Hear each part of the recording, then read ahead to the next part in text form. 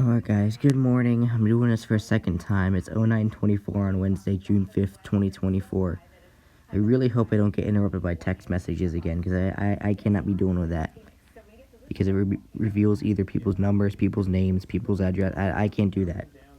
I can't have that on here. So, just please, people, leave me alone for just a second as I try to do this. Anyway, today's Day 1 Outlook, we got a few marginals here. We got 5 different areas of under marginals. We've got Minnesota and Wisconsin. I keep saying Minneapolis when it comes to this, but it's Minnesota. Minnesota and Wisconsin, Texas into Louisiana, into Mississippi, into a little bit of Western Alabama.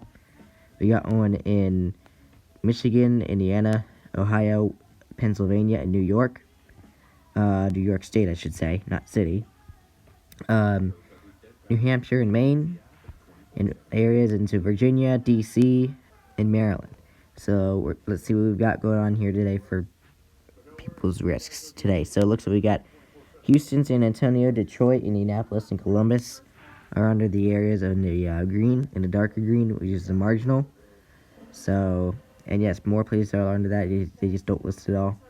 Anyway, today's tornado risk, we only have a 2% in basically Virginia, D.C., and Maryland. So, yeah, basically, we got Baltimore, Washington, D.C., Arlington, Alexandria, and Columbia. So, yeah, that's basically what we've got going on here. Now, for today's damaging wind risk, we've basically got, basically, if a tornado does develop, it'll just be brief. Won't even be long-lived, it'll just be a short-lived, brief tornado. But anyway, moving on to the damaging wind risk, we've got, again, we got Texas, Louisiana, Mississippi, and a teeny tiny bit of western Alabama under this. 5% come up here to Minnesota and Wisconsin. They have one too. Michigan, Indiana, Ohio, Pennsylvania, and New York under one too. New Hampshire and Maine have that too. And Maryland, D.C., Virginia also have that. So, yeah, so it looks like we've got Houston, San Antonio, Detroit, Indianapolis, and Columbus. So 60 to 70 mile an hour winds, I would say, could be possible if that could develop from any storm. Then today's hail risk, we basically only got one in Texas. We got one in Minnesota and Wisconsin. Michigan, a teeny bit of Indiana, but mainly Ohio and New York. And teeny tiny bit of Pennsylvania actually has that too. And then New Hampshire and Maine also have that.